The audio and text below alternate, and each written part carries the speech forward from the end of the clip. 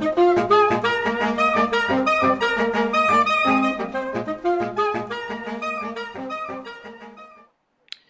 is the Tifton Grapevine. I'm Frank Sales Jr. Tifton City Council has voted to take over management of the historic Tift Theatre from the Downtown Development Authority.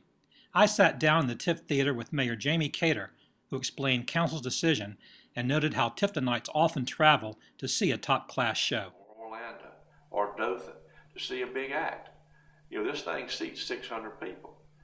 If you can get the price of the tickets down and work through and get somebody that knows what they're doing as far as getting those venues, people here for this venue, we can do it a lot more reasonable.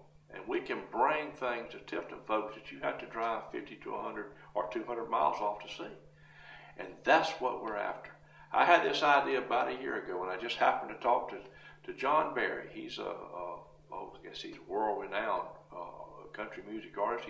He's been on #1 on the charts. And I saw him over at I think I had to go speak at the Harley Davidson shop or something up there. Had some little thing going on. But he was there, and I talked to him, and I said, you know, could we get some big bands in here? Could we do things with our theater? He said, certainly you could. And he gave me some ideas. And then that's when I went to the council, and I approached them about, hey, let us take it over. I went to DDA. To the person, DDA was very positive about it, because it doesn't matter whether it's the DDA or the city. We want it to be successful. We want your theater that you own as a citizen to be successful. And over the past years, it has been successful. There's been some wonderful plays here that Dottie did. I mean, terrific. We've just had a ball. But, you know, I think we're at the point we need to move a little further. As I said, go outside the box. Let's see just what we can do here in your community and make this theater successful. And Frank, that's the main reason that I want to jump on this. Now, having said all that, I'll go ahead and mention it wasn't unanimous. It was a 3-2 vote.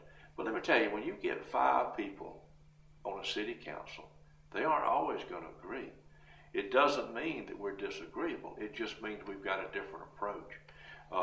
We've got a different thought process. I have a business background, so of course I'm gonna probably vote a little different than Mariana, that has a teacher background. That's just superb and great.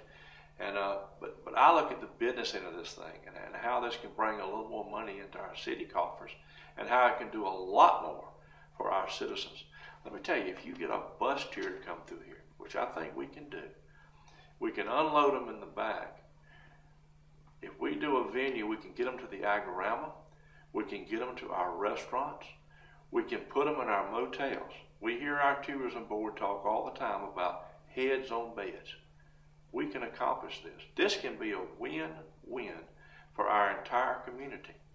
And Frank, that's just why that I wanted to push this idea, and it was successful in the vote, 3-2. And please don't misunderstand. That's got nothing to do with the 2 people that didn't vote for it. And I certainly hope they're wrong, because we will probably know more at the end of a year, or possibly 24 months. You know, we'll know that if we've attained that success, if we've achieved that a little bit more money to put in the coffers, and this thing to stand on its own. Because we've had to put money in this theater. When the DDA had it, there's been a lot of money put in this theater, and it's not made money. So it's just, and I'm not faulting anybody for that, it's just time that it stood on its own and possibly made a little bit, you know, for the future, and brought venues here so that it helps our town. It brings people in. It puts us on the map. Folks, we're the crossroads of South Georgia. We have Corridor Z, which is 82, that intersects east and west. As you all know, we've got interstate, north and south. We've got 125, 319, 41. We need to build this community.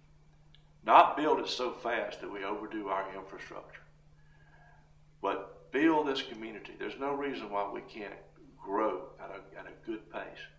I got Publix here. I know some people have said, well, how does one person get Publix? I picked up the phone and I called them in 2008. And then the economy hit in September of 2008. And the main person, Mr. Frazier, who was over all the United States Publix for real estate, called me and said, Mr. Mayor, you've got to publish. We're going to get it there, but we're going to be a little slow on this economy. But it finally got here. And as you can see, several things have followed Publix. It's the same thing with the theater. We're going to build this up. We're going to be a calling card. It's going to be a brand for Tifton, Georgia, and for downtown. And that's what we're trying to achieve. And I don't want to say I. It's just that I sit around and I think of things that'll help my community. I love this community. I've been here since I was a child.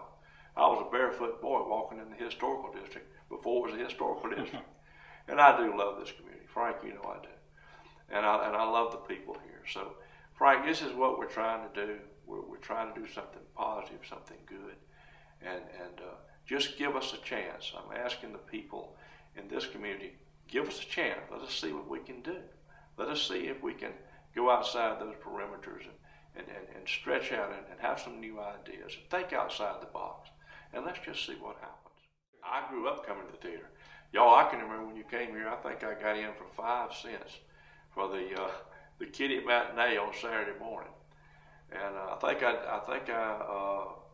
fact, I'm pretty sure I had my first kiss right down there at this theater. So I've got some history with this theater, and I love it. I remember the lady that actually owned the theater at that time. They were good people and had a background. I believe they had been in Hollywood at some point. But there was always that mystique about the theater and the people that owned it and so forth and so on. I saw some great John Wayne movies. Frank and I were just looking at some of these the Doris Day and the Summer of '42. All these movies that took place in this theater.